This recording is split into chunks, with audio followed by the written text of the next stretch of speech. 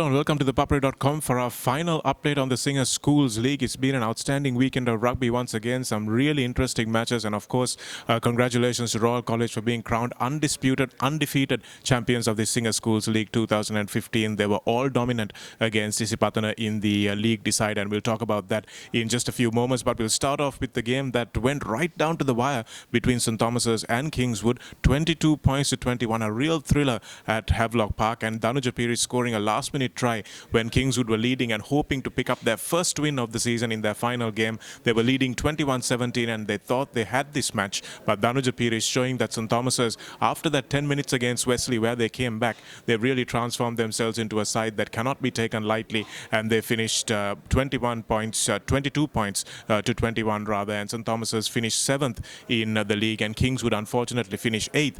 But one real big stat for Kingswood, Saabir, despite the fact that they're dead last, their top point scorer, Riza Rafaidin, their captain, finishes right on top of the point scoring in the individual standings. Yeah, Shanaka, he truly deserved that position because he's the only man who took the Kingswood so far. But it was a really heartbreaking loss, but he showed his skill, not only wing. It's really hard for a captain to play as a wing position because he always has to come for the referee to communicate sometimes, more or less. And what he done for his team is quite remarkable stuff because Kingswood are famous for kicking duties, but as a winger, he have done his part. Not only kicks onto the post, but also 10 tries of the season so far. Outstanding performance from him and a good finish to the season for St. Thomas's as well. This will give them quite a bit of confidence going into the 2016 season. Unfortunately, we won't be seeing them in the knockouts because they finished in 7th position, but good performance from them, beating St. Peter's and then coming quite close to St. Joseph's and then ending up beating Kingswood as well in their last game, and everybody expected them probably to be the wooden spoonist. And then a surprising result at Bambalapitia, Saabir, because we expected the Science and St. Peter's to be close. But Science beating St. Peter's by 34 points to 3. Now, Science are a very good side, but it was a really below par performance from St. Peter's, wasn't it? Absolutely. They had their moments in the first 5 minutes or 6 minutes, and then totally Science took in control because we know how Science forwards and three quarters, especially Lasin Hishan, he was so mobile. He's playing a number 8, he was so mobile. He also played as a prop last year. But Science College three quarters, they just outdone because they are foxing the defense, they are foxing the St. Peter's defense. But on the other hand, Shanaka, I'm not sure what is happening with St. Peter's communication because they don't know how to stop this team. They're not talking with themselves and they didn't have a clear plan what to do, whether to kick and chase territory and play. They didn't have any clear plan on that game.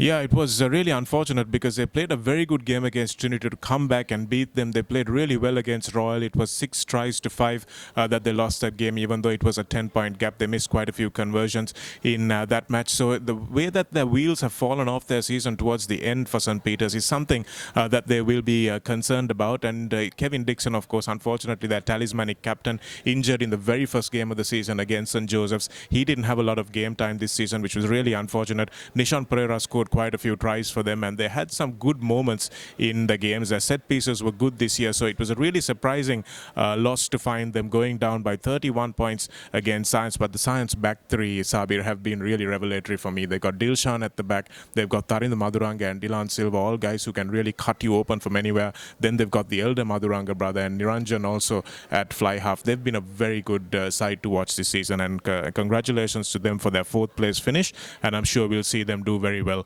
in the knockout tournaments as well. Another cracker also at CRNFC, St. Joseph's versus Trinity. Trinity came down with quite a few personnel changes and they were trailing by 24 points to 15 very late in that game, coming back, scoring 3 tries in 10 minutes and pulling off a 3rd place finish. That's another shocker for St. Joseph's because after the Science loss, then again, Trinity took their ace player, Saranga Gunatilaka, out in the first 15 minutes because he was not having his time on the field. But it is talking about St. Joseph's, they really play well in the first half, or they really play well in the second half. They, once again, sticking to only playing one half because we saw in the first round and the second round, they were down in the first half and they came back strongly against Kingswood and St. Peter's, I think. So, this is something to look forward to, but I'm not really sure, Shanaka. St. Joseph's finishing fifth because they're supposed to finish third. They really gave some hard time against Royal. The way they play against Royal, they could not contain or they could not maintain their consistency in playing. Yeah, that's something that I think is more mental than anything else for St. Joseph Saabir, because they were leading Royal quite comfortably. It was 17 points to 3 or something at one stage in that game, but they couldn't hold on to that lead. Then again, Science, they let Science get away from them. They couldn't come back into that game. And then this match as well, 24 points to 15. A 9-point lead is not a small lead. You just need to keep building on that. And somehow they lost it altogether in the last 10 minutes. So Tariq Saleh is a very good leader, but somehow the rest of the 14 players didn't manage to match up to his intensity in the last few minutes when they needed to. So that's something that St. Joseph's will have to consider. Unfortunately, they're not playing the knockouts, so we won't be able to see them in action again this season. But they were few points away from the third place in the league, and their losses were very close. Some with them wins they had were also very close. So they've been there and thereabouts, but just have not been able to pull it together. And that's something that Joes will have to address from a mental strength point of view. Then we come to the finals, Saabir. 21 points to 8. Everyone expected to be a really close game. I think you had predicted a 3-point win to St. Peter's, to Isipatana. I had expected probably even more points, but the fact is that Royal just came in and dominated that game from start to finish. It really didn't give Isipatana any chance. Omaka Gunaratna, probably his worst game of his career, probably. It was really unfortunate to see, and Isipatana just couldn't get anything going against a very, very big set of Royal forwards who just performed brilliantly on the day. And what is interesting most is Shanaka, both Omalka and Banuka Gamage, they have captained the respective age groups. Even in the under 14, Isipatana and Royal have been joint champs, and in under 16, Banuka have beat Omalka's team, also in under 18 sevens. So, but the plan of Royal is very clear. They know what is their ace, what is their trump card, is their forwards play, and they just patiently they are trying to kill the time on playing forwards play, and they are getting the penalties into touch, and they are trying to kill the time on that. So that is really smart play because they are playing to their strength. But on the other hand, Isipatana did not get much ball position, Shanaka. Even Omalka Gunaratna having 3 knock-ons, which is unusual, and also he could not control one ball in the scrum, so which is then again unusual from him. So all in all, Shanaka, Royal, I heard that Royal also practicing in the match day morning around 8 o'clock in the ground. So that is their commitment, I think. All their commitment, all their strategies came into play, and then they won as a deserving champions. You might want to check your source, Saabir. I was there at 8 o'clock in the morning, didn't see them. It might have been even later, which is really surprising. Maybe even earlier, who knows? But yeah, that's the preparation that they had done. And Sarat Chandra, who had been so good in the line-out for Isipatana over the last few matches, he just didn't have a chance to get the ball. Umesh Madhusan and Chandula Jasundar were really outstanding in the line-out, and there was absolutely no chance in the scrums either, because Shaukat Lahir, with a man-of-the-match performance, Saabir, I thought he was outstanding in the way he contained Omalka Gunaratna, didn't allow him a single step to get any sort of momentum. He had one run which resulted in a try early on for Isipatana, but after that he was just shackled completely by Lahir, and I thought he and Keshan Piris had outstanding games on the flanks for Royal as well. But that rolling maul just completely unstoppable as far as anybody else is concerned. Isipatana threw everything at it. They did everything they possibly could to try and stop the maul, but there was nothing that they could have done in the end. And when that first try was scored, you could see Isipatana's head drop. They knew that Royal are going to do this to them all game, and they couldn't come back, and they couldn't find a way back.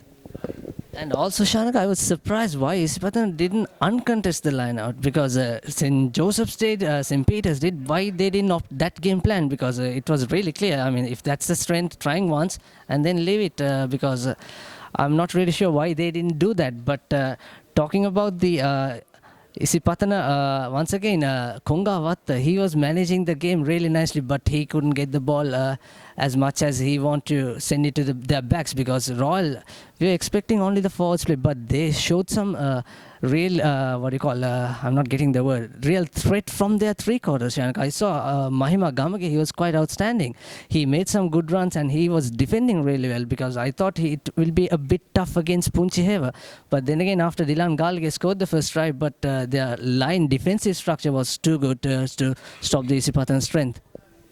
It was all about momentum in that game, Saabir, and once that first try was scored off the maul for Royal, it was just up up for them and completely downhill for Isipatana, which is why even the back started getting confidence. They thought, hey, we can run against these guys. We've destroyed them up front and their heads are down. We can do anything. And that's the important thing about momentum within a rugby match, that you go with it, that you manage to build on it. And that's exactly what Royal did. And even Owen Askey was playing with a lot of confidence at the back, even though he didn't do too well when the try was conceded. He came back and his forwards just completely had that confidence that ran through the rest of the team. And looking at the stats, Saabir, really interesting.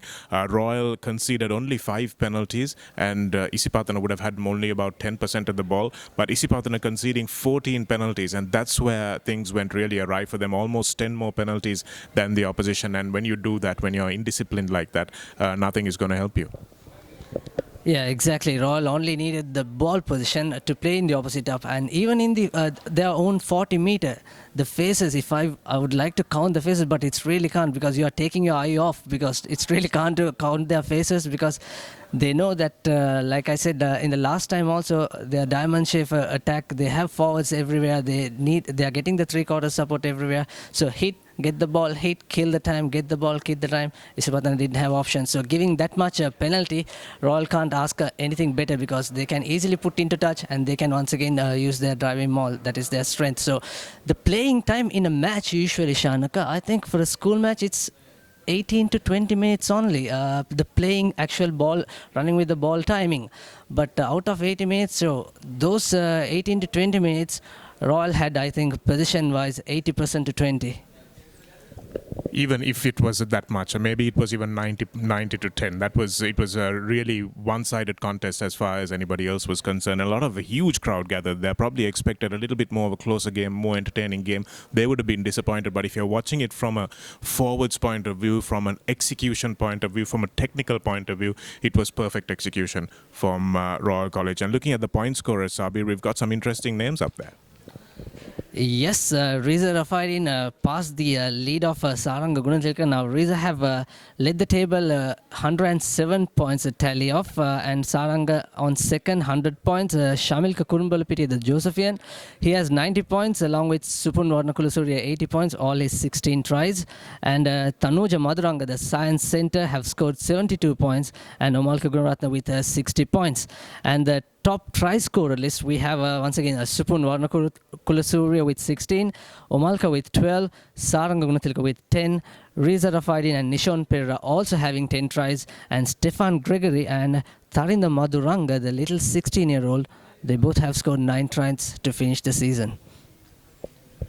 Speaking of Supun's tries, of course, Saabir, it's important to know that a lot of those came off the maul, so he was at the back of it. So I'm sure he's not going to say, those are my tries. He's going to share those with the team, and it's great to see that the Royal pack has been has been credited with scoring 16 of those tries. So maybe I think Supun would have scored a couple of those, maybe 3 or 4 of those on his own with his own ball carries, but most of them have come at the back of the maul, and that just shows how devastating this maul has been over the course of the season. And to see 2 number 8s the top of the try scoring list, that's fantastic as well. And once again, to speak of Rafaidin's contribution to Kingswood, finishing dead last in the league in the Cup Championship, but still they have the highest point scorer. Hopefully this guy will go on and do great things in rugby.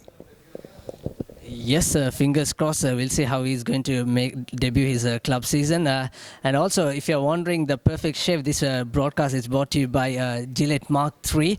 So the 10th shave of Gillette Mark III is still more comfortable than one disposable. So that's the roundup of Singers Schools Rugby League 2015. Stay tuned for the knockout segment. We'll bring you from next week onwards. This probably isn't your first shave. You already have your first razor. You know how to shave. So we won't waste your time telling you to wash with warm water before putting on a generous layer of shave gel. Instead, we'll show you how to do other things, like how to appreciate art. And since this isn't your first shave, we wouldn't dream of telling you that our razors are designed to go with and against the grain. You already know that. So we'll show you how to negotiate. And since this isn't your first shave, we'd never in a million years have to tell you to rinse with cold water to refresh your face. Not a chance. Instead, we'll show you how to accept an award. And we're definitely not going to end this video with a girl admiring our guy's smooth shave. No way. But we will show you this beautiful woman, just for the heck of it. This isn't your first how to shave video, or your first razor, but they're both likely your first real ones.